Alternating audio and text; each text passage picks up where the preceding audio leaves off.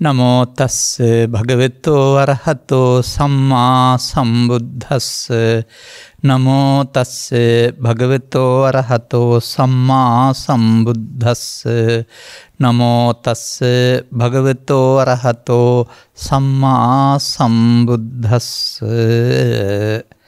නහං භික්ඛවේ අඤ්ඤං ඒකදම්මං සමනුපස්සාමි එන අනුප්පන්නං වා කුසල ධම්මා uppajjanti uppannං වා අකුසල ධම්මා පරිහායන්ති යත ඉදම් භික්ඛවේ යෝනිසෝ මනසිකරෝ යෝනිසෝ භික්ඛවේ මනසිකරොන්තෝ අනුප්පන්නා චේව කුසල ධම්මා uppajjanti uppannං ච අකුසල ධම්මා පරිහායන්ති තී ධර්මානුශාසනාවෙහි සදහැබර අනුග්‍රහක දායකත්වයෙන් දරන්නා වූ පින්නතුන් ප්‍රමුඛ මේ මොහොත අපට සවන් දීම සඳහා වාසනාව උදා කරගත් සදහැබර පින්නතුනි අනුග්‍රහක බවතුන් වචන හතරක් මැද තියෙන තුන්වෙනි වචනේ පැහැදිලි කරන්න කියලා මට මගෙන් ඉල්ලලා තිබෙනවා.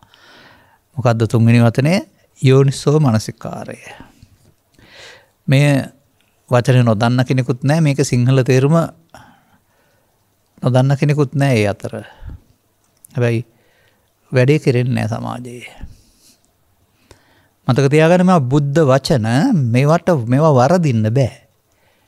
අපි මේවා වැරදි පැත්තෙන් අල්ලගෙන ඉන්නව ඇරුණාම හරියටම ගියාම මේක වෙන්න ඕන දෙයක්. මම ඔය කියන කතාවක් තිබෙන්නේ ඔය මන්ත්‍ර පොත් කියවනකොට ඒකේ අගමන් දැකලා තිබෙනවා වැරදුනොත් වරදී කියලා.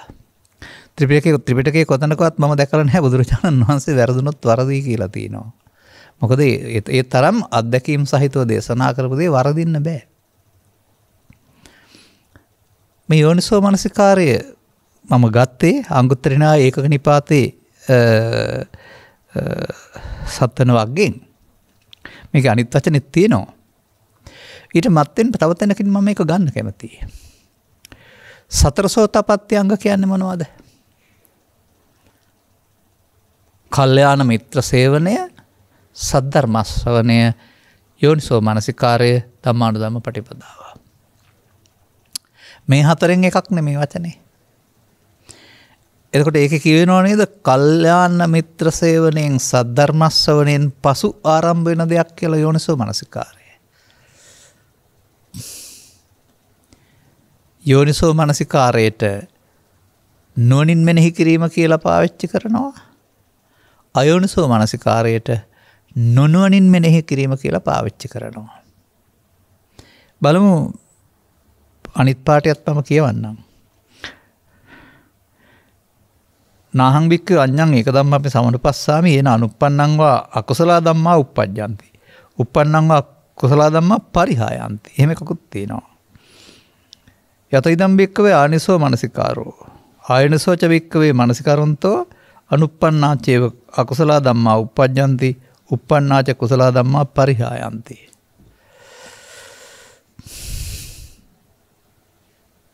දැන් මහණෙනි යමක් හේතු කොටගෙන නූපන්නා වූ කුසලයේ උපතිද්ද උපන්නා වූ අකුසලයේ පිරිහෙත් නම් පරිහානියට යත් නම් මහණෙනි නුවණින් මෙනෙහි කිරීම වැනි අන් එකදු ධර්මයක් මම නොදකමි. බුදු ඇසින් නොදකමි. මහණෙනි නුවණින් මෙනෙහි කරන්නාට නූපන්නා වූද කුසල ධර්මය උපදිත් උපන්නා වූ අකුසල ධර්මය පරිහානියටපත් වෙත්. දැන් මේ නූපන් කුසල ධර්මයන් උපදිනවා කියන්නේ උපන්න කුසල දුර වෙනවා කියන්නේ මොකද්ද?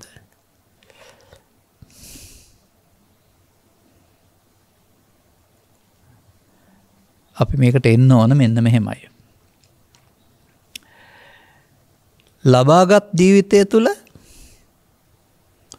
බුදුවරුන්ගේ ඇසුර ලබා කල්යාණ මිත්‍ර සේවනය ලබා දුක්ඛ නිරෝධගාමී ප්‍රතිපදාවට එළවෙන්න කැමති යමෙක් ඇතනම් භික්ෂු භික්ෂුණී උපාසක උපාසිකා ඒ අය අනිවාර්යෙන් ආර්ය භාවයටපත් වේ යුතුයි. ආර්ය භාවය තුළ ක්‍රියාත්මක වෙන්නා වූ දැක්මක් තමයි මේ යෝනිසෝ මනසිකාරය කියන්නේ. පෘථග්ජනයින්ට අයිති වැඩක් නෙවෙයි.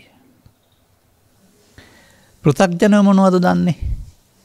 මව් කුසෙන් බිහි වෙලා ජීවත් වෙලා මැරෙනවා. පව් කරපම දුක් විඳින්න වෙනවා, පින් කරනවා සැප විඳින්න වෙනවා. මමත් ඉන්නවා, පව් පිනුත් තියෙනවා, අපායත් තියෙනවා, දිවි ලෝකත් තියෙනවා, බ්‍රහ්ම ලෝකෙත් තියෙනවා, සතර ගමනකුත් තියෙනවා. කවුද මේ?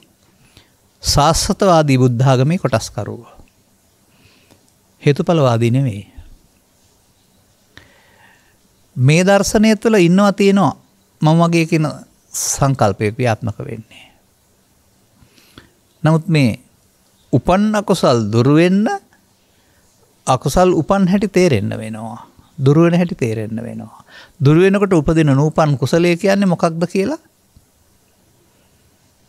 තේරෙන්න වෙනවා. මේ තේරුම් ගැනීම සඳහා බුදුවරු හෝ ඒ කරුණු පැහැදිලි කරගත්ත අය ඔබට කරුණු පැහැදිලි කරනු ලබන්නේ ඔබේ ජීවිතයේ ඇසුරෙන්. ඔබේ ජීවිතය වශයෙන් ඔබ පුද්ගලයා වශයෙන් අරගෙන නෙමෙයි ඔබ කය සිත දෙකකට බෙදනවා. බෙදලා ඔබ කයෙන් අවුරුදු 60ක් 70ක් 80ක් හිටියට සිතින් මොහොතක් පාසාම උපදිනවා මැරෙනවායි කියලා දෙනවා. ඒ සමග කයත් වෙනස් වෙනවා තව නමුත් කයේ පුද්ගලයෙක් ඉන්නවා පේනවා. කයේ පුද්ගලයෙක් ඉන්නවා කියලා හිතුවත් කමක් නැහැ කියලා බුදුන් වහන්සේ වදාහරනවා අසුතවන්ත සූත්‍රවල. සිතයයි කියනු ලැබේද විඥානයයි කියනු ලැබේද මනසයයි කියනු ලැබේද එකක් හටගෙන නැසෙයි තව එකක් හටගනී. වඳුරේක අත්ෙන් අත්තට පනින්න විට එක අත්තක හැර අනිත් වගේ නැතු ආසේ. මේ මොහොතේ රැඳෙන්න පුළුවන් එක සිතකට පමණයි.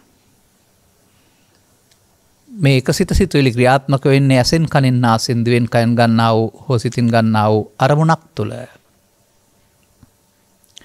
අරමුණක් විඳීමට ඔබ කරන ක්‍රියාවලිය බුදු සමය තුළ පංචස්කන්ධ ක්‍රියාවලිය කියලා විග්‍රහ කරලා තියෙනවා.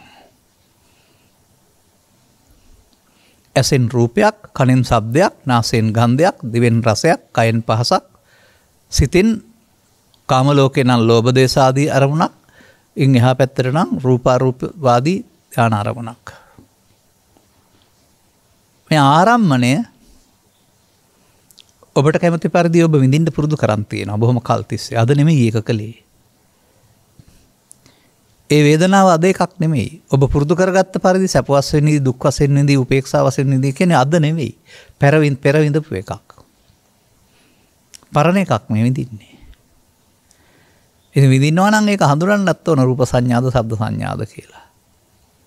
ඒකට අගයක් එකතු වෙන්නත් ඕනේ චේතනා, සංඛාර. මේ ක්‍රියාකලාපය විශේෂයෙන් හඳුනා ගන්නත් ඕන විඥාණයෙන්.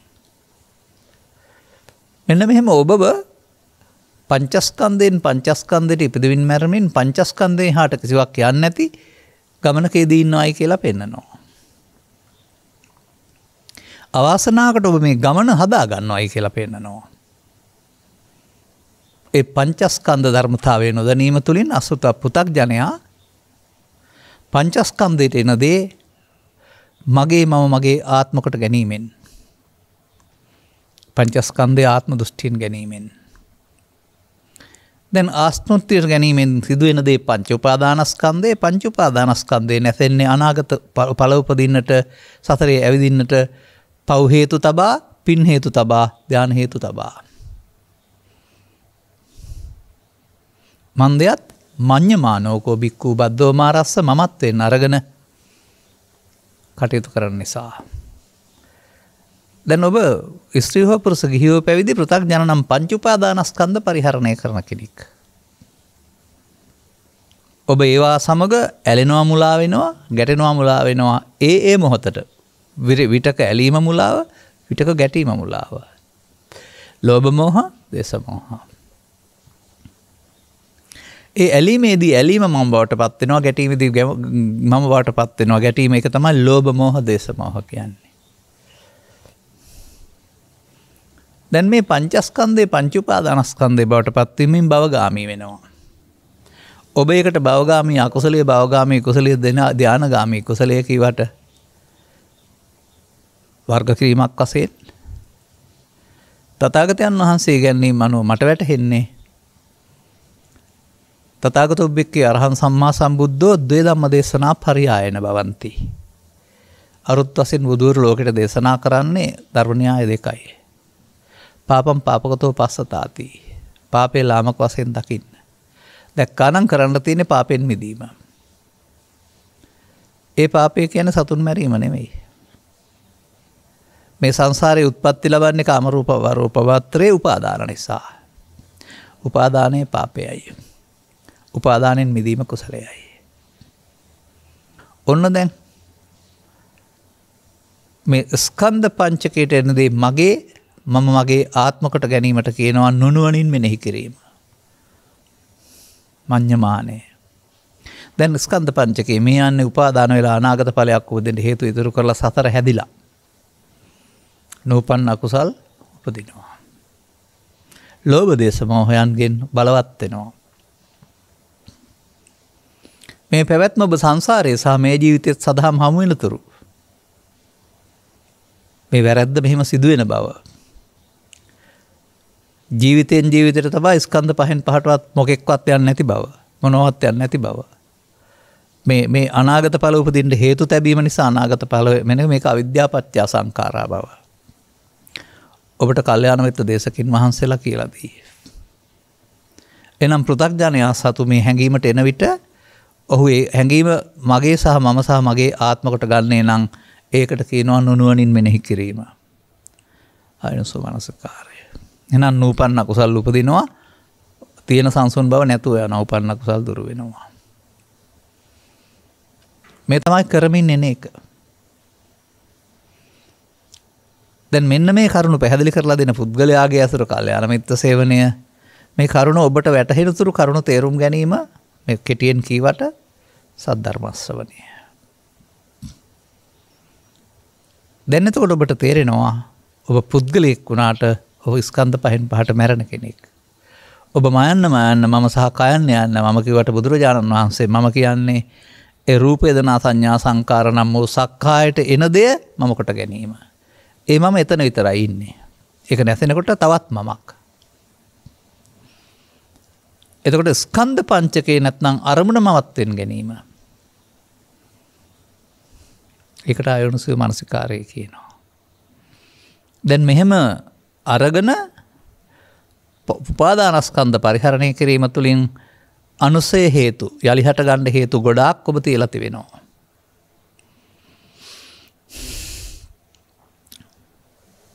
මේක තමයි ඔබේ ලෝකය. මේ තැබුව එක තමයි ඔබට මේ වදේ පීඩනය දුක ගෙනත් දෙන්නේ. ඔබ හිතනවා ලෝකයෙන් පීඩනය ගෙනත් දෙනවයි කියලා. ලාභාලාභ සැප දුක් නින්දාව සංසාවලින්. කො බුදුරජාණන් වහන්සේට අරිහතුන් වහන්සේලාට දුක් ගෙනත් දුන්නේ නැත්තේ ඇයි? ඒ ලෝකේ අටලෝදහම නවත්තප නිසාද? තමන්ගේ ආතතිය අයින් කරගත්ත නිසාද? අතීතෙන් මිදුණ නිසාද? උපන්න කුසල් දුරු කර නිසාද? මේ නිසා ඔබ දුක්ඛ මූලයක් හදාගෙන පෘථග්ජනෙක් වශයෙන් ලෝකෙට බැන බැන ඉන්නවා. දුකයි දුකයි දුකයි. නිදහත ඉන්න දෙන්නේ නැහැ කියලා. මෙන්න මෙහෙම මේ කාරණේ තේරුම් ගන්න වෙනවා. දැන් අනතුරු අපට තේරුම් ගන්න අවශ්‍ය වෙන කරුණක් තිබෙනවා. මේ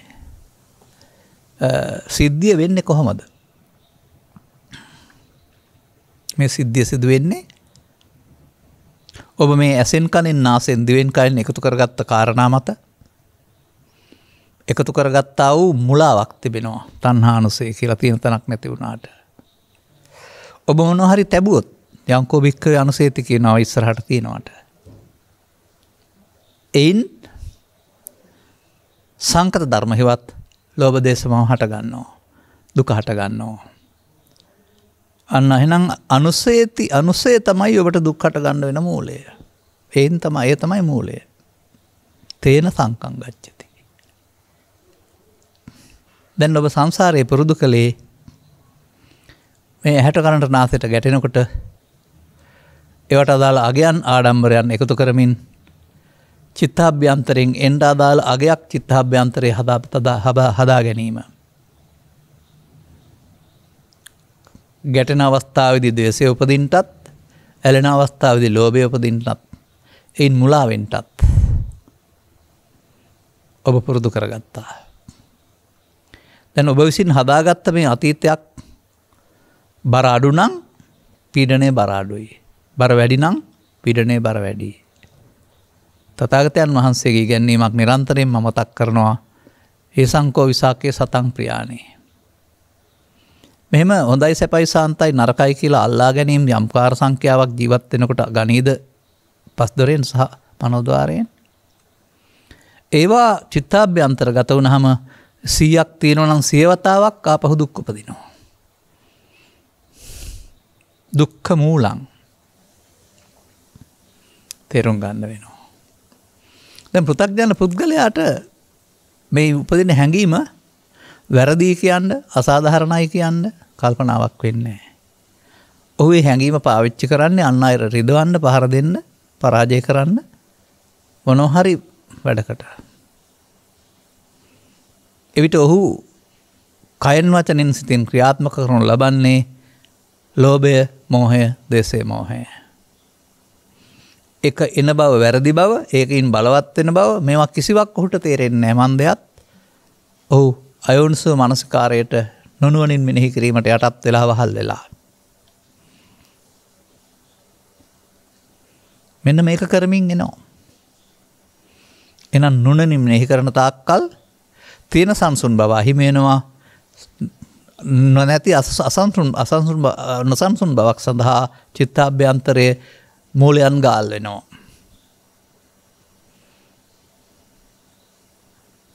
මෙන්න මේ විදිහට ඔබේ වර්තමාන ජීවිතයේ වර්තමානයේ ජීවත් වෙනවා වෙනවට ගැටෙන හැම මොහොතකදීම ඔබට අදාළ ලෝභයක්, මෝහයක්, ද්වේෂයක්, මෝහයක් අතීත හේතු වශයෙන් තිබී එනවා. ඒ හේතු මත තමයි වර්තමානයේ ඔබ තීරණය කරන්නේ. ඒ වර්තමානයේ මුලාවීම මත තමයි ඔබ අනාගත ඵල උපදින්න හේතු තබන්නේ.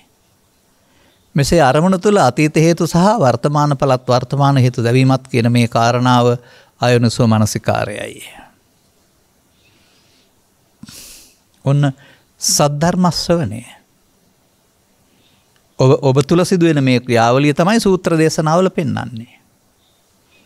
아무තු බණක් පෙන්වන්නේ නැහැ.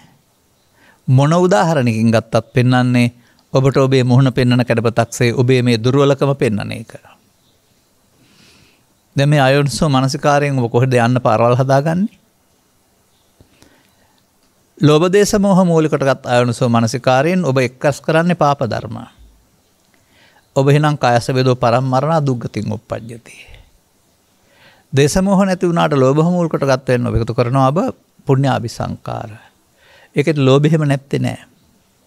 ඒ නිසා ඔබ එයින් මිනිසුන් අතර හෝ දෙවියන් අතරට භවගාමී වෙනවා. ඒ මේ අபிසංකාරයේ උපාදානයේ නැමැති වැරද්ද. ඔබ ඊටත් එහා දියුණු කරගෙන පවපින් දෙක අරමුණු කරන්නේ නැතුව ධානා කුසල අරමුණු කළොත් ලෞකික. ඔබ ඒ ඔස්සේ භවගාමී වෙනවා. එතනත් මෝහයක් තිබෙනවා. ඒකෙත් ලෝභ මෝහ තියෙනවා. ඒකට ලෝභ කියන්නේ නැහැ. කාමරාග පටික කියන්නේ රූප රාග අරූප මානුද්දච්ච විද්‍යා අරූප රාග මානුද්දච්ච විද්‍යායි. මේ භව ගමන සම්පූර්ණයෙන්ම අයෝනිසෝ මනසිකාරයේ ප්‍රතිඵලයක්. ඔවුන්ගේ නම් උපන්න කුසල් යටපත් වෙනවා, දුර වෙන්නේ නැහැ. මේ මොහොත නූපන්න කුසල් උපදීමටත් උපන්න කුසල් වැඩි දියුණු කිරීමටත් තමයි තෝතැන්නක් බවට පත් කරගෙන තිබෙන්නේ පොහුදුන් මනුස්සයා. ස්ත්‍රීද පුරුෂද ගිහිද පැවිදිද. ඒ නිසා ඔහු පරිහාන ධම්මං වූ භික්ඛවේ දේසිස්සාමි පාරේ යමින් රාග වේපුල්ලං, දෝහ වේපුල්ලං, මෝහ වේපුල්ලං විපලත්වයට පත් කරමින් දුකට හේතු රැස් කරනවා. දැන් මේ සියල්ල ඇතිතුරු ඔබට ඒ පීඩණය විඳින්න වෙනවා. ඒවට කියනවා උපන්න කුසල් කියලා. උපන්න කුසල් ඔබට පීඩනයක් ඇති කරනවා. ඔබට ඒවට වහල් වෙලා තීරණයක් ගත්තොත් ආපහු නූපන්න කුසලොත් උපදිනවා. නැත්නම් උපන්න කුසල් නැතුව යනවා. දැන් මොකද්ද මෙතන නුනුවන අයෝනිසෝ? අයෝනිසෝ යෝනිසෝ කියන පදේ තේරුම් ගන්න පුළුවන් තැනක් තියෙනවා. ආරණ්‍ය සූත්‍ර කියලා කොටසක් තියෙනවා ත්‍රිපිටකේ. මේ ආරණ්‍ය සූත්‍ර වල පවතිනවා මේ අයෝනිසෝ කියලාම සූත්‍රයක්. එහි සඳහන් කරනවා ඕ යෝගාවචර භික්ෂුවකට උපදින කාම විතර්ක, උපදින ව්‍යාපාද විතර්ක, විහිංසා විතර්ක දරා ගන්නට, ඒවා නිවත් වෙන්න, පාලනය කර ගන්න බැරි නම් දුර ඈතවලට යන්න එපා. අරවට අහු වෙනවට තමයි ආයෝනිසෝ කියන්නේ. කාම විතර්කයට අහු වීම, විදාපාද විතර්කයට අහු වීම, හිංසා විතර්කයට අහු වීම.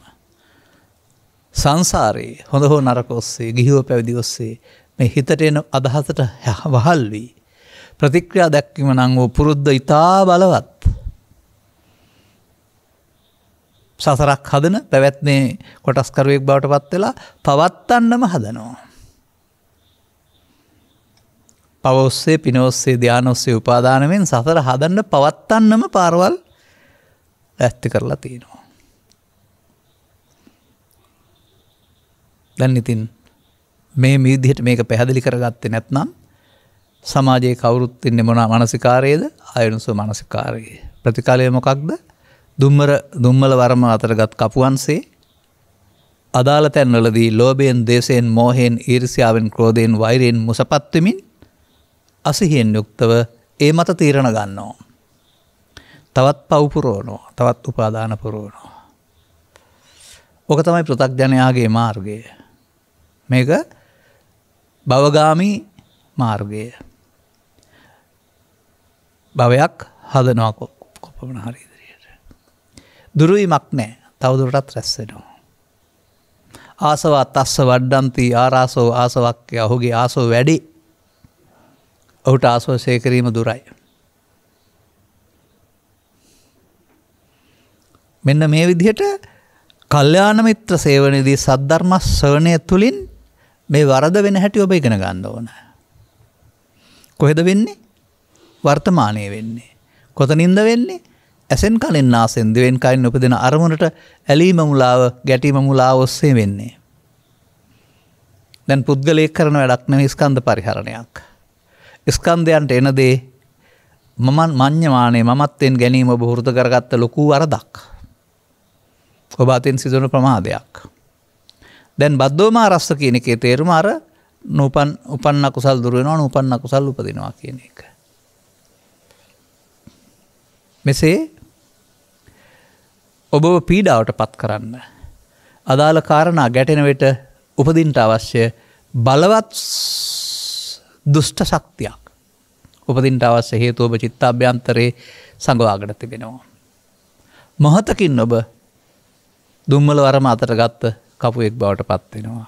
කැපිච්ච පණුවෙක් බවට පත් වෙනවා. සංසුන් සිනහව, ප්‍රියංකර සිනහව, සංසුන් කය මොකුත් නැහැ. යකෙක් වාගේ කියනවා. තිරිසනෙක් වෙන්න එපා කියනවා. ඒ ඔබේ මේ කායික ස්වභාවය මෙතනම් පහත් තත්ත්වයට ඇද දැම්මේ ඔබද? ඔබ මේ දියුණු කරගත්ත ඔබේ උපන්න කුසල් හේවත් ලෝභ මූලය, දේශ මූලයද?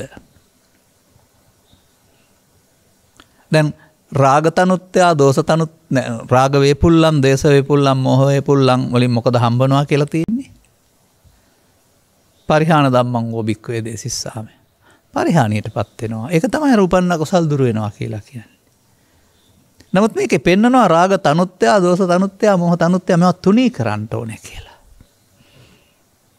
ඒ වගේම ධර්මයේ කියන වචනට අයිති ලෝභක්ඛය, ද්වේෂක්ඛය, මෝහක්ඛය. මේ ලෝභ දේශ මෝහ ෂය ප්‍රතිපදාවට යන්න පුළුවන් නම් ධර්මයට පැමිණෙන්න පුළුවන්. අන්න බුදුන් වහන්සේගේ මේ පැහැදිලි කිරීමේ තියෙනවා උපන්න කුසල් දුරු කිරීමටත්, නූපන්න කුසල් නූපදීමටත්, නැත්නම් නූපන් කුසල් ඉපදීමටත් සමත් එකම දහමක්වත් නැහැ යෝනිසෝ මනසිකාරය තරම් කියලා. එහෙනම් උපන්න කුසල් දුර වෙනවා කියන්නේ මොකක්ද? තමන්ගේ අතීතය හිස් වෙන්න ඕන. කොහොමද හිස් වෙන්නේ? සංගවා තබා ගත්තොත්, යට කරගත්තොත් හිස් වෙනවද? වෙනත් තරමුණක් කරන් සබව තබා ගත්ත හැකි, ධානයක් අරගෙන යට කරගෙන හිටිය හැකි. සියුම්ම සැඟ වෙනවා ඇරුණාම අලු යට ගිනිපපුර හිස් වෙන්නේ නැහැ. එනිසා බුදුන් වහන්සේ වදාරන්නේ අනුසය පහන කියන එකේ තේරුම අනුසයට තැබීම වෙනකොට අනුසය ඉවර කරන්න ඕන. කොහොමද ඉවර කරන්නේ? පේන තෙක් මානෙක තියෙන දිහක් නෑනේ. අනුසය කියන්නේ ගරිල්ලෙක් නේ. ගරිල්ලා මේ බංකර තනාගෙන කාණු තනාන කැලේට වෙලා හැංගිලා ඉන්න උඩින් වෙඩි තියන්න හැදුවට වදින්නේ නැහැ. හැබැයි හොඳට ඔහුට අවධානය තිබෙනවා. ඉදිරි පෙළ දුර්වල වෙනතුරු ගරිල්ලා එළියට ඇවිදින් පහර දීලා ආයෙ හැංගෙනවා. ඉදිරි පෙළ සතියයි සතිය නැති විට මේ ලෝභය දේශේ මොහේ ඇවිදින් ලෝභයෙන් දේශයෙන් මොහෙන් සටනක් කරලා අවුල් කරලා ඔබ මහ ලොකු කරදරයකට දාලා එයා හැංගෙනවා. බලන්න බුදුන් වහන්සේගේ සමයේ ගරිල්ලා සටන් තියෙන නැතුව ඇති. තිබුණා නම් බුදුන් වහන්සේ මේක ගරිල්ලා සටනකට ගලපලා දේශනා කරાવી. නමුත් මට තේරෙන දේ කියන්න උදාහරණ ගන්න එහෙම තහනමක් නැහැ. ඒ නිසා ඔබ ගරිල්ලට පරදිනවා. ගහ ගන්නවා, බැන ගන්නවා, කපා ගන්නවා, කොටා ගන්නවා, පලි ගන්නවා, ප්‍රතික්‍රියා දක්වනවා කියන්නේ ඔබ ගරිල්ලට පරාදයි. ඔබට පහර දෙනවා. පහර දීලා නැවත වතාවක් හැංගෙනවා. ආයෙන්න හැංගෙන්නේ ආයෙන්නනේ. අන්නේ නැවත වතාවක් හැංගෙන එකට තමයි කියන්නේ නූපන් කුසල් අකුසල් ඉපදීම කියලා. මෙසේ මේ බලවත් වෙනවා. ජීවිත කාලෙම බලවත් වෙනවා. පෘථග්ජන භාවයෙන් ජීවිත ගත කරත් එහෙම ජීවිත අවසානයේට ඇහැට කනට පේන හැම දෙයක්ම Tamanගේ මේ කේන්තිය මේ අමනාපයේ අවුස්සන කරුණු ලෝකේ. ලෝකෙට දොස් කිය කියා ඉන්න පුළුවන්. හැම වෙලාවෙම ගිනි කබලක් වගේ. සැපෙන්ද ඉන්නව ඇත්තේ. බුදුන් වහන්සේ මේකට පෙන්වලා තිබෙනවා මෙසේ ඇහැට කනට නාසයට දිවට කයට පේන හැම දෙයක් නිසාම උදේ දවල් හවස අකමැත්ත අවනාපය නොසන්සුන් බව නම් උපදින්නේ ඒක පරිලාහ නිරයක් කියලා. අනේ කුඩා දරුවෙකුට ජාතියක් නැහැ, ආගමක් නැහැ, කුලයක් නැහැ, ලොකුත් නැහැ, කුඩත් නැහැ. මොකක්වත් නැහැ. බොහොම සැහැල්ලුවෙන් දැක්කම ආසහිතන මූණකින් සයස් දෙකකින් ඔය ඉඳලා හිටලා පොඩ්ඩක් ඇඬුවට පරිගණීම අදහසකින් තොරව නිකන් සුලං කිරිල්ලියක් වගේ පරවි කිරිල්ලියක් වගේ ඉන්නවා. කය විශාල වෙනකොට ජීවිතේ බර වෙන්නේ. නෑ ඔය දරුවා දන්නේ නෑ මේ පාවිච්චි කරන ස්කන්ධ කියලා. ඔහු මේවට ඇලෙනවා. ඇලෙන්න චිත්තාභ්‍යන්තරයේ ලෝභයෙන් දේශයෙන් මොහෙන් බර වෙන්න අර සැහැල්ලු බව නැතුව ගිහින් ජීවිතේ දුක් ගකාදේ වැඩි වෙනවා. ඇයි මේ හැඟීම වැරදි එකක්. මේක පාවිච්චි කළොත් අනාගතේ උපදින්න හේතු ඉතුරු වෙනවා. සතර හදනවා කියන අවබෝධය දරුවන්ට තබා පෘථග්ජන කාටවත් ඇත්තේ නැහැ. ඒ නිසා වුන් පුණ්‍යාභි සංකාරය රැස් කරලා ඒකේ ප්‍රතිඵලයක් වශයෙන් නිවන් ලැබෙයි කියලා හීනමවම ඉන්නවා. ඔවුන්ට උගන්වන්න කෙනෙක් නැහැ. යංකින්චි දුක්ඛං සම්භූති සබ්බං සංඛාර පච්චය. සංඛාර ප්‍රත්‍යයෙන් තමයි මේ දුක් හටගන්නේ. ඒ සංඛාර කියන්නේ කසල නෙමෙයි. ඔය ඒකට කියනවා කර්ම හේතු සහිත විඥානය කියන වචනයක් වගේ එකක්. අවිද්‍යාව හේතු කියන එක තමයි. එහෙනම් අபிසංඛාරය දුක් ගෙනත් දෙයි. සංඛාරා පරමා දුක්ඛ. මේක දන්නේ නැති අය ලෝභයෙන් දේශයෙන් මොහෙන් යුක්තව මේ අවිසංඛාර මූලයට බලවත් කරමින් Taman අගාධයකට වැටෙනවා. ඒ මොහොතට ආවෙලාවට හරි වැරදි හොඳ නරක මොකුත් නැහැ. කවුද එතන ඉන්නේ? ලෝභය නැමැති මම, ද්වේෂය නැමැති මම. ලෝභ මෝහ නැමැති මම, ද්වේෂ මෝහ නැමැති මම. ඒ මම විසින් කය වචන ක්‍රියාත්මක කරනවා දැන් ආයනස මානසිකාරය. අතීතයෙන් අරගන්නවා වර්තමානයේ ගැටුමක් ඇති කරගන්නවා අනාගතයේ උපදින්න හේතු තියලා නිමා වෙනවා. පැවැත්ම හදලා දෙනවා. නූපන්න කුසල් උපදිනවා උපන් කුසල් දුර වෙනවා. වටේ වෘතේ ක්‍රියාත්මක වෙන හැටි. දැන් මේකට කියනවා අසහියෙන් කටයුතු කිරීමේ කියන ප්‍රමාදය මරණයට මගය. ඔබව පාලනය කරන මේ බලවේගය කොහෙද තිබිලා දෙන්නේ? ඔබේ සිත තුළ තියෙන තැනක් නැති වුණාට හේතු වශයෙන් සැඟවී තිබේ. මේ පෘථග්ජනයා පාලනය කරනු ලබන්නේ ඔහුගේ ඥානය විසින් නොවේ, ප්‍රඥාව විසින් නෙවෙයි. ඔහුගේ ලෝභය, මෝහය, ද්වේෂය, මොහය විසින්. යම් මොහොතක ඔබේ ලෝභය, මොහය, ද්වේෂය, මොහය ඔබ පාලනය කරනවාද? එවිට අර කාම විතර්ක, ව්‍යාපාද විතර්ක, විහිංසා විතර්ක කරන්නේ අයෝනිසෝ කියන්නේ. අයෝනිසෝ සූත්‍රයේ ඔබ අයෝනිසෝ මානසිකාරයෙන් කටයුතු කරන්නේ. දුර වෙනවද වැඩෙනවද? වැඩෙනවා. අන්න දැන් මේක තේරුම් ගත්ත පුද්ගලයෙකුට මේ ඒ මොහොතට මේ අයෝනිසෝ මනසිකාරය මෙතෙන්ට එකතු කරන්න ඉඩ නැහැ. උපන්න අකුසල් දුරු වෙන්නත් ඕන, නූපන් අකුසල් නූපදින්නත් ඕන, නූපන් කුසල් උපදින්නත් ඕන. කුසල කියන්නේ යහපත් පැත්ත දක්ෂතා.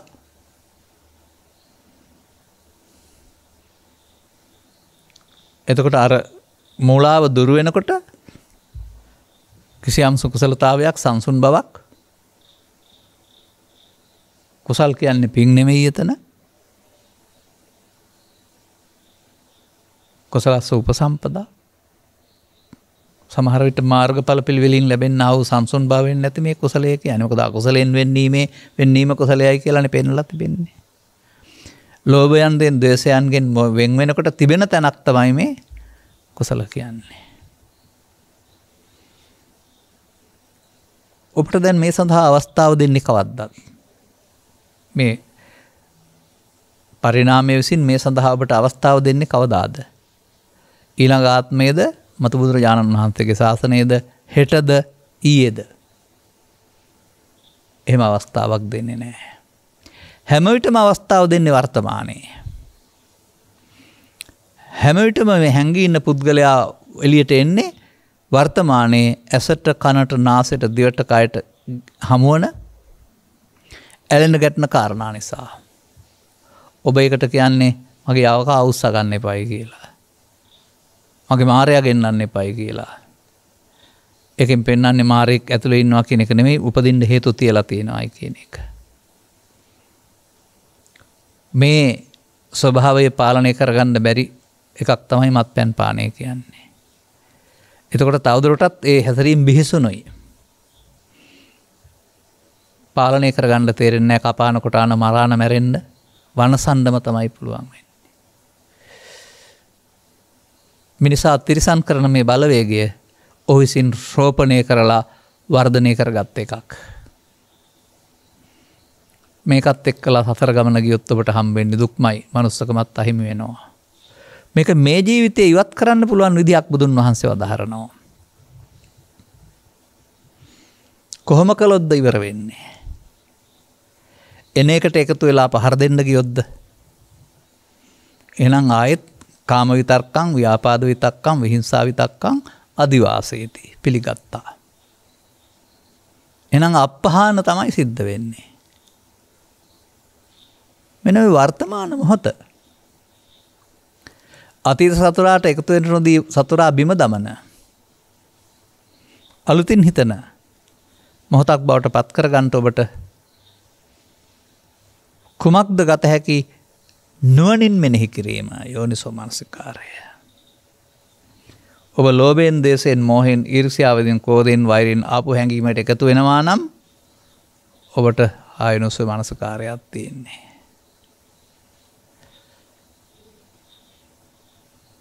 එනම් නුවණින් මෙනෙහි කිරීමේදී මේ ඔබ විසින් එක්රැස් කරගත්තා වූ අතීත හේතු, ඔබ ගොඩගහගත්ත කාරණා පදනමේ තමයි එන්නේ. නමුත් මේ වර්තමානයට එනකොට දෙයක් නෙවෙයි, මැරිච්ච මතකයක් පමණයි ආපහු පණ එනවා. ඔබ පණ දෙනවා ඒකට ලෝභයෙන්, දේශයෙන්, මොහයෙන්. අන්නේ පණ දුන්න නිසා තමයි මේ බලවත් වෙලා ඔබට අමාරුව වැටෙන්නේ. එයාට පණ දෙන්න එකතු වුණොත්, එකතු වුණේ නැත්නම් පණ දෙන්න පුළුවන්ද? එයාට එකතු වෙන්න දීම එයාට ආහාරයක්. ආහාරයක් කියන්නේ කන්න දෙනවා කියන එක නෙමෙයි, පැවැත්මට උදව්වක්. මෙන්න මේ විදිහට මිනිසා ජීවත් වීමේදී Tamanට මතුවෙන්න තියෙන ප්‍රශ්නවලදී හැම විටම ලෝභයෙන්, දේශයෙන්, මෝහයෙන් කටයුතු කරමින් සිතට ආහාර, සසරට ආහාර සපස් කරනවා. ඒකයි මම කිව්වේ ස්කන්ධ පංචකය දන්නා පුද්ගලයා මේ මොහොතේ එන හැඟීම මම බවට පත් කරන අයෝනිසෝ මනසිකාරයෙන් කටයුතු කරනවා. මේක කරන්නද බුදුරු පහළ වුණේ? නෑ, උන්වහන්සේලා වෙන ක්‍රමයක් අත්හදා බැලුවා. මේ අතීතයේ බිඳුවට බස්සන්න පුළුවන් විදියක්. අත්හදා බලලා දැකවා දාලා. මෙහෙම කරන්නයි කියලා උපදේශයක් දුන්නා. ඔය අතීතයේ ශූන්‍ය බවට පත් කිරීම සඳහා භාවිතා කළ යුතු උපක්‍රමය. අන්න මේ කරුණු පැහැදිලි කිරීමට සමත් පුද්ගලයාගේ ඇසුර කල්යාණ මිත්‍ර සේවනය. මේ ප්‍රමාද විහරණය සහ අප්‍රමාද විහරණය සිදුවන ආකාරය ද්විත ධම්ම පරියායකින් පැහැදිලි කර දීම සද්ධර්ම දේශනය, ඔබ තේරුම් ගැනීම සද්ධර්ම ශ්‍රවණය. එනිසා බුදු සමය බණ භාවනා කියන්නේ මේ වරද තේරුණාම හදන්න පුළුවන් වෙන්න වෙනවා.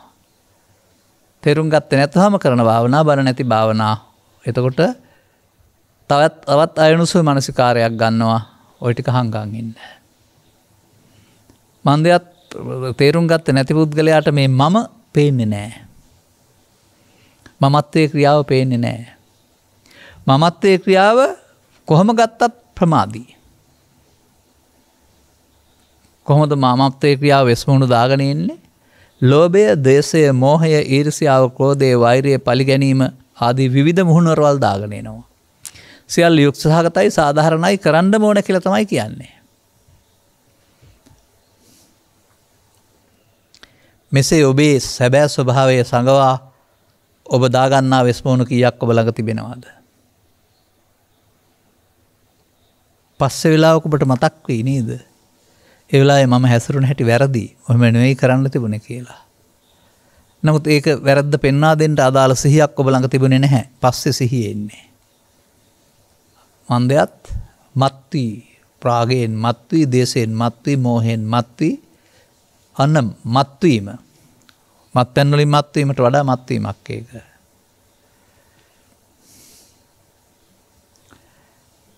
එනිසා අපිට මෙතන තියෙනවා පොඩි වාසියක්. මන්දයත් මවකුසින් බිහි ජීවිතාසානය දක්වා ජීවත් වෙන ආත්මයක් ඔබට නැහැ. එහෙම කෙනෙක් නැහැ. මොහොතින් මොහොත ඉපදින්න නැති වෙන හැඟීමකින් සමගයක් තියෙන්නේ මොහොතින් හටගෙන නැසෙන්න ඕන. ඒ නැසීමේ හැකියාව මොට්ට කරලා දාන්නේ ඔබ අල්ලා ගැනීම තුලින් නැසෙද්දී අනාගත ඵලයක් උපදින්න හේතු තැබීම නිසා. හොඳයි ආහාර නුදුන්නොත් නැසෙන්නේ නැද්ද?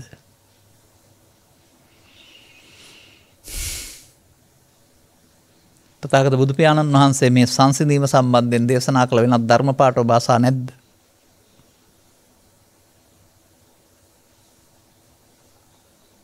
මම අහනවා මෙහෙම. අක්කෝදේන ජිනේ කෝදං අසාදුං සාදුනා ජිනේ. ක්‍රෝධය දිනන්නේ ක්‍රෝධ නොකිරීමෙන්. අවේරේ නච සම්මන්ති. වෛරය සංසිඳෙන්නේ වෛර නොකිරීමෙන්. මං කරන්නේ නැහැ කියලා කියන එකද ඔය පෙන්වන්නේ? හොඳ නැහැ කියන එකද? නැහැ. ඊට වඩා ගැඹුරු කරුණක්. අන්න මෙතෙන්ට මේ පාපී බලවේගයකට එකතු වී තීරණ ගන්නට ඉඩ නොදෙන්න ඔහු වළක්වන්නට ඔබට මෙයා මාර සේනාවක්, මාරයාගේ හමුදාව, මෙයා මාව දුකටපත් කරනවා, මෙයාට ඉඩ නොදිය යුතුයි කියලා දකින්න නුවණක් තියෙන්න වෙනවා. නුවණ ආවනම් මෙයාට ඉඩ දෙන්නේ නැහැ එකතු වෙන්න. එයා එයි. එන එකට කියනවා uppannam kama vitakkam, uppannam vyapada vitakkam. නමුත් ඔබ ඒක දෙවෙනි පියවරකට එකතු කරලා පවත්න්නේ නැත්නම් ඔහුට හිමි වෙන්නේ අනුසය සහ පරිඋත් ทาน පමණයි, වීතික්කම හම්බ වෙන්නේ නැහැ. යන්න ඕන. අතහැරීම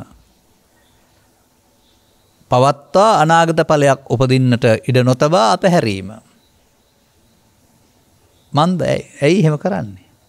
මේ ඔබ තේරුම් ගන්න පෙර ඔබ විසින් හදාගත්තා ඔබේ දුක්ඛ මූලය ඔබේ හතුරා බැවින්.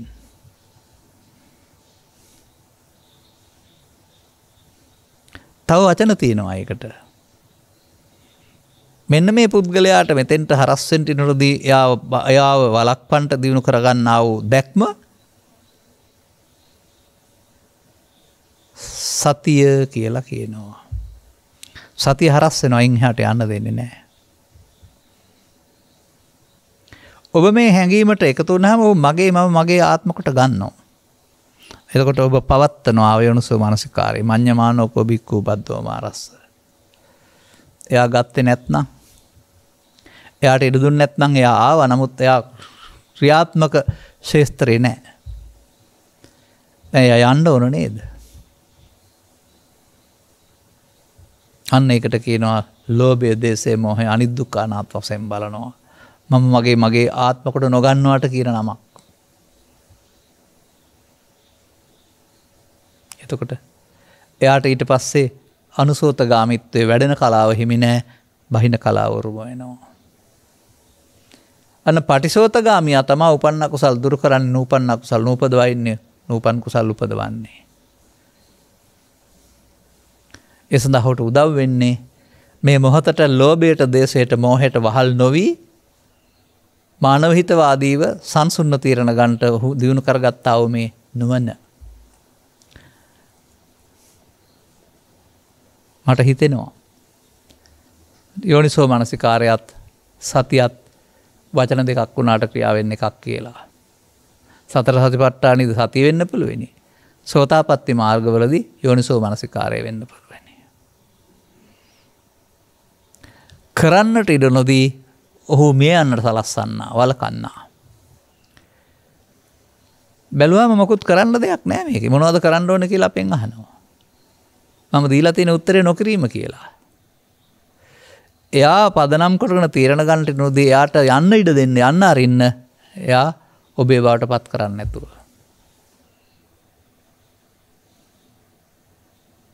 ඒ නිසා ඔබේ සිත මේ මොහොත ලෝභයට, දේහයට, මෝහයට ආහාර සපයන මධ්‍යස්ථානයක් බවට පත් කරන්න එපා. එතකොට එයා වැඩෙනවා.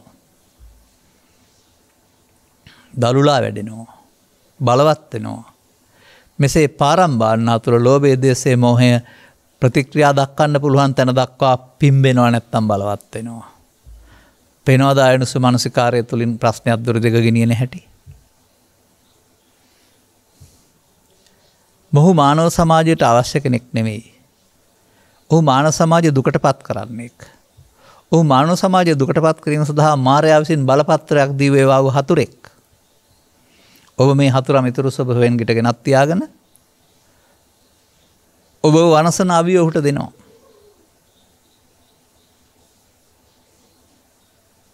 එනිසා තථාගත බුදු පියාණන් වහන්සේ අන්තරාමල සූත්‍රය තුල ලෝභ භික්ඛවේ, දේශෝ භික්ඛවේ, මෝහෝ භික්ඛවේ, අන්තරා මල, අන්තරා අමිත්තා, අන්තරා සපත්තා, අන්තරා පච්චත්තික, අන්තරා වදකා කියලා තියෙනවා. මමද දේශනා කළා තියෙන්නේ. මේ හැඟීම් වලට ඉදීම අයෝනිසෝ මනසිකාරයයි. ඔහුට ඉඩ නොදීම අන්න දියුණු කරන්න ඕන. මේ ආට නම් තීරණ ගන්න දීලා විසඳුමක් හම්බ වෙන්නේ නැහැ. හැම එකක්ම ඡන්දයෙන්, දේශයෙන්, බයෙන්, මෝහයෙන් අගතියට ගිය අගතගාමී තීරණ. කවදාවත් ඒ උපන්න කුසල් දුරු වෙන්නේ නැහැ. තවත් වැඩි දියුණු වෙනවා මිසක්. දැන් මේකට ඔබට කෙස්බූ ගන්න, සිවුරක් පරවන්න, කැලේකට යන්න, වෙනම වාඩි වෙන්න එහෙම ඕන කියලා කවුරු හරි කියනවද? නෑ. මට එහෙම තේරෙන්නේ නෑ. ඔබට අවශ්‍ය තේරෙන්න විතරයි. ස්ත්‍රීද පුරුෂ ගීද පැවිසිද ඔබට තේරෙන්න විතරයි ඕනේ. ඔබේ මේ දුර්වලකම මතුවෙන්නේ ඔබට අදාළ ශේස්ත්‍රය තුල. වෙන තැනකදී මතුවෙන්නේ නෑ. ගෙදර අප්‍රසන්න තැනක් නම් වන්දනාවේ ගියාම මතුවෙන්නේ නැහැ. ඔෆිස් එක අප්‍රසන්න තැනක් නම් ඔෆිස් එකේදී මතුවෙනාරුනහම අලුත් මාරුවක් ගත්තාම මතුවෙන්නේ නැහැ. Taman විසින් මේ හදාගත්ත කසල ගොඩේදී තමයි මේක මතුවෙන්නේ. ඒ මතුවීම ඔබට කරදරයක් වුණාට මිදෙන්න කැමති කෙනාට මතුවීම උදව්වක්. පෘථග්ජනයාට මතුවීම කරදරයක්. මොකද අවුලෙන් අවුලට පත් කර ගන්නවා. නමුත් යෝනිසෝ මනසිකාරයේ තියෙන පුද්ගලයාට මේ හොරා අල්ලා ගන්න, දකින්න, ඔහුට ඉඩ නොදී යන්න කියන්න උදව්වක්. ඔහු ළඟ තියෙන උපන්න කුසල් දුරු කිරීමට ගන්නා වෑයම. එයාට එකතු නොවීමෙන්. දැන් බැලුවම මොකුත් කරන්න දෙයක් නැහැ. අතීතය කියලා කියන්නේ තමන් හදාගත්ත මෝඩකමක්. දැන් එනකොට ඒක සිද්ධියක් නෙමේ පරණ සිතුවිල්ලක් විතරයි. එයා බලවත් කරපු එක තමයි මේ ඇති කරන පීඩනය. එයාගේ බලය දුර්වල වෙන්න අරින්න ඕන ඉරදීම තුලින්. බැලුන එක හුලන් බහින්න ආසේ. මම කියනවා අර සක්‍රියගේ ආසනයේ උඩ ඉඳගත් යකා ටික ටික කෙට්ටු වෙලා ගිහින් බහැර වෙලා ගියා කිය. අන්න ඒ වගේ. ඔහුට සය ප්‍රතිපදාව ආරම්භ වෙන්නේ ඉඩ නොදීමෙන් නොනින් මෙනෙහි කිරීම තුළ. ඉතින් කාන්ති පරමන්ත ප්‍රතිතික්කා මේ වෛරය නැති කරන්න මෛත්‍රී වඩනවා කියලා කියන්නේ ඔය ආයතන ඉඳලා සියලු සත්ත්වයන් දුක් එත්වා කිය ඉන්නව නෙවෙයි. වෛර නොකිරීමට කියන නමක් මෙත් විනාශ කරන්න නොහිතීම. දැන් මෙය සංසාරේ පුරුදු කරලා නැහැ. ඒ නිසා පුරුදු කරන්න ඕන. අභ්‍යාස කිරීම කියන්නේ ඒකනේ. ඇසෙන් කනෙන් නාසයෙන් දිවෙන් කයෙන් ලෝකෙත් එක්කලා සම්බන්ධතා පැවැත්වීමේදී අර හතුර අයනවා uppannam කාම විතක්කං uppannam ව්‍යාපාද විතක්කං uppannam විහිංසා විතක්කං වශයෙන් පරණ මල අතීතය. ඔබට දුක් දෙන ඔබේ හතුරා. මෙයත් එක්කද ජීවත් වෙන්න හදන්නේ. ඔයාට බලපත්‍ර දෙන්න ඉඩ දෙන්න ඔබට ජීවිතය තවදුරටත් පීඩා වැඩි කරනවා වරුණාම යහපතක් සලසන්නේ නැහැ. එයා යා යුතුයි ජීවිතෙන්. සැනසෙල්ල හොයන මිනිසාගේ ආර්ය පුද්ගලයාගේ නිවන සැනසෙලා ජීවත් වෙන පුද්ගලයාගේ හිත පාලනය කරන්න ඔහුට ඉඩ නොදිය යුතුයි.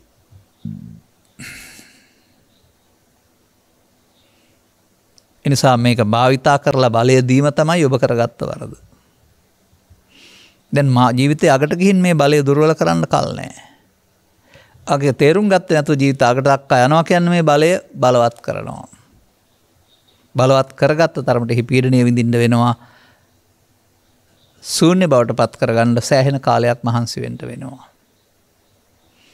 ඒ නිසා මහල්ලාට අපහසුයි. මහල්ලාට වඩා මැදිවිය කෙනාට ලේසි. මැදිවිය කෙනාට වඩා තරුණ කෙනාට ලේසි. තරුණ කෙනෙක් නව යන ඉන්න කෙනාට මොකද මේ හදාගත්ත දේ බලවත් නැති බැවින් ඊටු ටික අයින් කරලා දාන්න. අනුගමනීය ප්‍රතිපදාව ඉක්මන් ලේසි. කලුකෙස් සුදු වෙන්නට පෙර තාරුණ්‍යම මේ සඳහා යොමු වීමක් ඇති වුණේ භික්ෂු සංස්ථාව. ඒ නිසා කියන එක තේරුම් ගන්න. නමුත් උන්වහන්සේලාට තනියෙන් මේ දේ කරගෙන ඉන්න හම්බුනේ නැහැ. මේ අපට වගේ. මන්දයත් ලෝකයේ දුකටපත් වෙනවා. ඒ ලෝකයේ දුකින් මුදවා ගන්නට මේ වරද්ද කියලා දෙන්න වෙනවා වුන්ට. ඒකට Facebook නැහැ. ඒකට අන්තර්ජාලය නැහැ. ඒකට YouTube නැහැ. ඒකට රූපවාහිනී ගුවන්විදුලි මාධ්‍ය නැහැ. සංනිවේදනයේ ප්‍රබල නැහැ. සංනිවේදනයේ කටින් කනට පමණයි. ගමින් ගමට පා ගමනින්. තේරුම් අරගෙන හැසිරෙමින් ඒ අභියෝගයන් හිදීම යෝනිසෝ මනසිකාරයෙන් යුක්තව ධර්මදූත බෙහෙවරක් ඒකලේ සියලු මිනිසුන්ට මේ හතුරා හඳුන්වා දෙමින් මේ හතුරා ජීවිතෙන් ඉවත් කරන්න උගන්වන්න. මැරිලා නිවන් දකින්න නෙමෙයි. තේරුම් ගත්ත පුද්ගලයාට අන්න ඥානෝතෝ හම්බික්කවේ පස්සතෝ ආසවානංකයන් වදාමි. නොනින් මෙනෙහි කිරීම දන්නා කෙනාටේ දක්නා කෙනාට ඥානතෝ. එහෙනම් නෝ අජානතෝ නෝ වාපස්සතෝ පෘථග්ජනයාට ඒ පාර උරුම නැහැ. ඒ නිසා ඔහු පුණ්‍ය මාර්ගය යන්න ඕන. එහෙනම් මේ බුද්ධෝත්පාදය තුළ මේවා ගැන විස්තර කරන මේ සදහම් පවතින කාලය තුළ ඔබ ඥානතෝ හම්බික්කවේ පස්සතෝ කෙනෙක් වෙන්න ඕන නේද? දන්නහුට දක්නහුට ආසවන්ගේ ෂේ කිරීම කියමි. මොනවා හරි කරලා හිතට එන රොදී මගහැරීම වෙනුවට ආපු දෙයට එකතු නොවීම තමයි ඔහු දුර්වල කරන හොඳම පාර.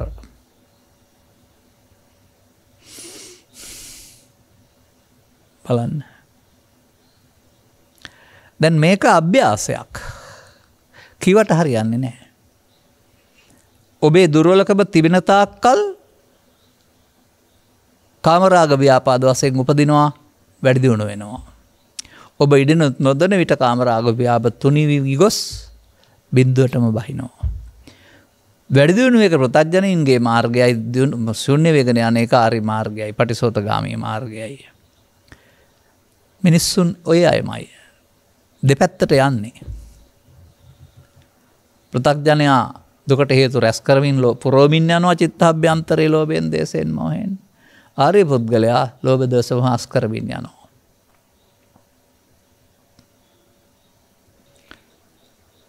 එතකොට රැකියාව හෝ ආහාර සපයා ගැනීම හෝ නිවාස සපයා ගැනීම වගේ දේවල් අභියෝගයක් වෙන්න බෑ තියෙන්න ඕන.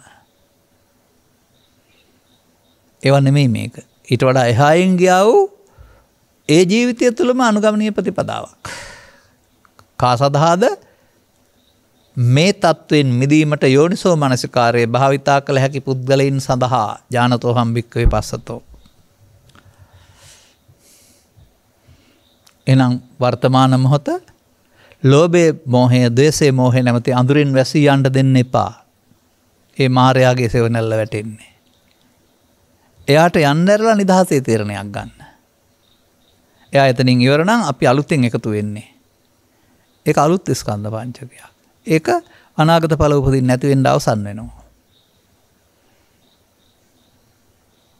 අන්න එහෙම චිත්ත අභ්‍යන්තරේ හිස් කරන්න ඇවිදින් ක්‍රියාවට නොනගා අවසන් වෙන්නට. ගින්දර ඇවිලිලා නිවෙන්න අරින්න කියලා තියෙනවා. ගින්දර ඉස්සර දාපු දරවලින් හටගත්ත දේවල්. ධර්මයේ තේරුම් ගන්න පෙළ මමත්වෙන් ගැනීමෙන් හදාගත්ත මෝඩකම් ටිකයි මේ අපි දවන්නේ. තවත් හදාගත්තොත් තවත් දැවිලි වැඩි වෙනවා. එහෙනම් අපට සාමාන්‍යයෙන් මට හිතන විදිහ මෙහෙමයි. හොරෙක් අල්ලන්න හොරකම් ගැන දන්න කෙනෙක් ඉන්න ඕනේ. නැත්තම් අල්ලන්න බෑ ඔහුට වංචා කරනවා. මිනිසා ඉංග්‍රීසි භාෂාවෙන් කියන හොරෙක් ඇල්ලීමට හොරෙක් යොදන්න කියලා. මේ ඔබේ චිත්තාභ්‍යන්තරයේ තිබී සැඟවී ඉන්නා වූ මේ හොරා ලෝභ දේශ මොහ නැමැති අල්ලා ගන්නට ඒ පිළිබඳ දැනීමක් ඇති එහි ආදීනව පිළිබඳ අවබෝධයක් ඇති මේ සතිය නැත්තම් මේ ඊට ඉඩ නොදෙන්නා වූ දැක්ම ඔහු පිළිබඳ අවබෝධයක් තියෙනවා. එයා යොදන්න වෙනවා. අන්න මේ ක්‍රියාව 100% පළමුව සාර්ථක වෙන්නේ අහු වෙනවා. නමුත් වීරිය කරන්න කියලා කියන්නේ ඒකයි. වීරියේන දුක්ඛං අච්චේති. වීරියෙන්. එහෙනම් ඔබට සැනසෙල්ලේ ඉන්න මොනවද ශූන්‍ය වෙන්න ඕනේ? බාහිර ලෝකේ වස්තු ශූන්‍ය වෙන්න ඕනේද? නැහැ. ඔබේ මේ මල අතීතයට පණ දෙන පුරුද්ද ඒක ශූන්‍ය වෙන්න ඕන.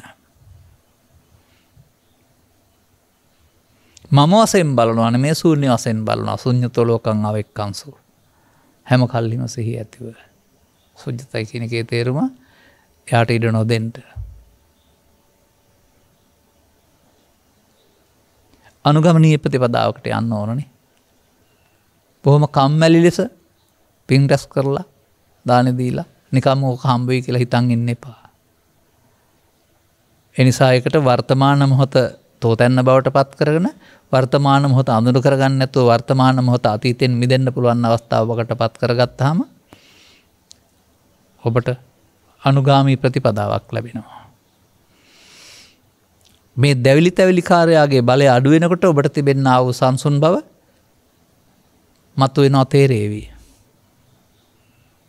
ඒ සංසුන් බව දැවෙනවට තැවෙනවට වඩා කොතරම් සුන්දරදැයි. එහෙම සංසුන් බවක් තිබෙනවා නේදැයි.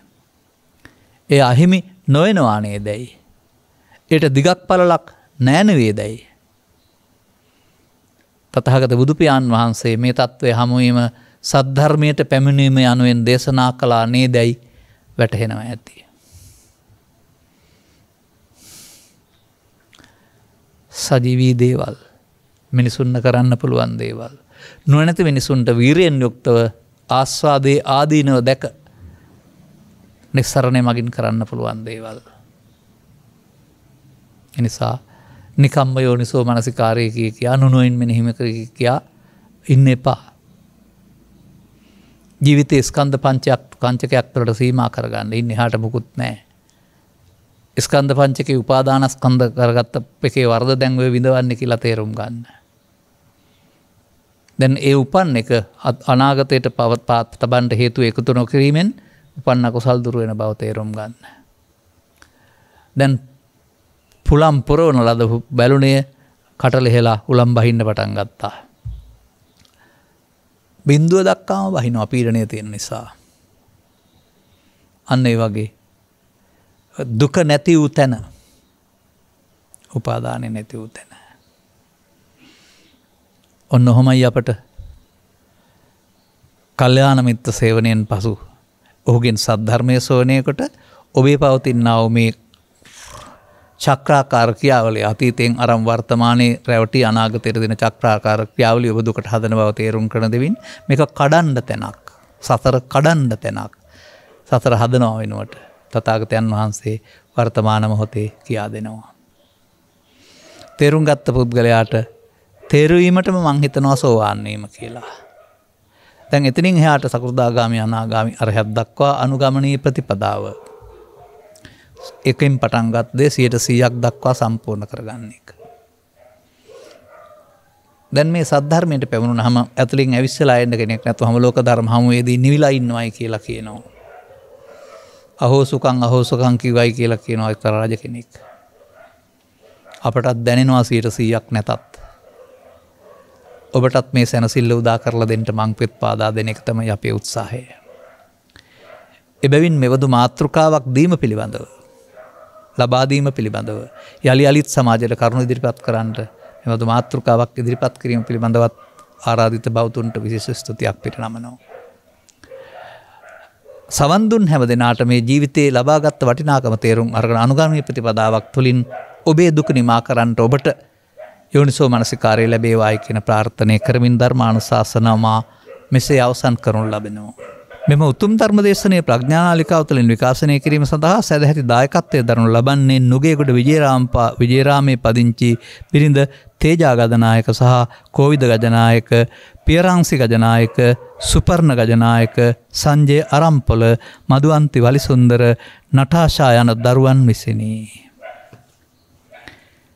2021 නොවැම්බර් මාස 17 වන දිනට පරලෝසපත් වී වසර 3ක් සපිරෙන කර්නල් උපාලි ගජනායක පියාණන්ට සහ නොවැම්බර් මාස 9 වන දිනට පරලෝසපත් වී වසර 5ක් සපිරෙන ඩිංගිරි බණ්ඩා අරම්පොල පියාණන්ට පියාණන්ගේ ගුණ සැමරීම පිණිසත් අවශ්‍ය නම් පින් පැමිණීම පිණිසත් පී නන්දෝරිස්, ගලි, සෝමාවති, පී රත්නපාල, සරත් විදේශේන, පබිලිනා ගජනායක, සෝමා උඩුවෙල, ප්‍රේමචන්ද ගුණසේකර, अर्नस्ट अमरसिंह, क्रिस्टिपनांदु, पूजित विनिति, Ananda Wijeratne, Maggie Perera, Martin de Silva, Kamalawathi Weerasinghe, Pearl Weerasinghe යන සියලු දෙනාට මේ උතුම් ධර්මදානින් ජනිත වන්නා වූ පුණ්‍ය ශක්තියින් අනුමෝදන් වී සුගතිගාමීව ධර්මාබෝධයෙන් මගඵල නිවනින් සැනසෙත්වායි ප්‍රාර්ථනා කරනු ලබනවා.